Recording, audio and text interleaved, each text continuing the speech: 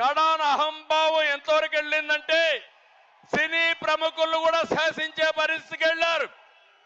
Cinema టికెట్ల పేరుతో మహానటుడు చిరంజీవిని, మహాదర్శకుడు రాజమౌళిని అవమానించే స్టేజ్కి వెళ్లారు. నేను బాధపడ్డా, చాలా వరకు నొచ్చుకున్నా. జీవితంలో ఇలాంటి జరగకూడదు అనుకున్నా, అలాంటి జరిగే పరిస్థితి వచ్చింది. అందుకే నేను మిమ్మల్ని అందరినీ ఒకే విషయం అడుగుతున్నా.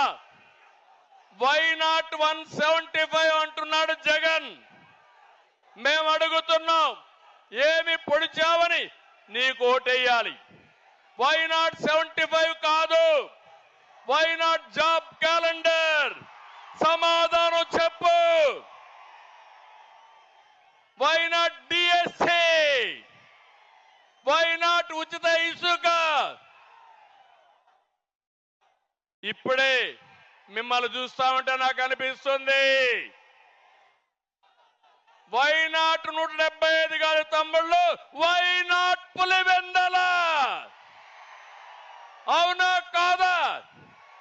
పులివెందల్లో కూడా ఓడించాలా లేదా? ఓడించాలంటే తాడేపల్లి శబ్దం పులివెందలకు నిలబడాలి. గట్టిగా చెప్పండి.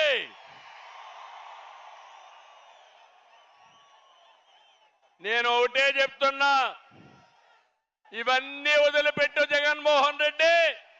హూ కిల్డ్ బాబాయ్? హూ కిల్డ్ బాబాయ్? సమాధానం చెప్పమని సవాలు విసురుతున్నా. న్యాయమవునా కాదా? యువత తమ్ముళ్ళు,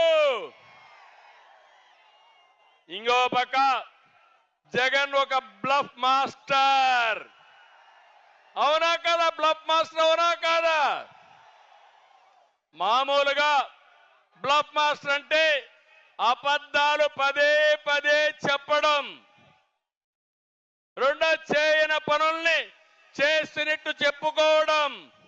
ఇది చేసే వ్యక్తుల్ని బ్లఫ్ మాస్టర్ అంటారు. ఒకప్పుడు నేను చూశాను ఊరల్లో కణికట్టు కట్టేవాళ్ళు. కణికట్టు అంటే ఉన్నది లేనిది పదే పదే చెప్పి మనల్ని నమ్మించాలని ప్రయత్నం చేసేవారు. అలాంటి వ్యక్తి జగన్మోహన్ రెడ్డి. నేను అడుగుతున్నా, 25 మంది ఎంపీలు ఇస్తే ప్రత్యేక హోదా తెస్తా అన్నావు, తెచ్చారా అని అడుగుతున్నా. మద్యపాన నిషేధం చేస్తా ఉన్నావు, చేశావా అని అడుగుతున్నా.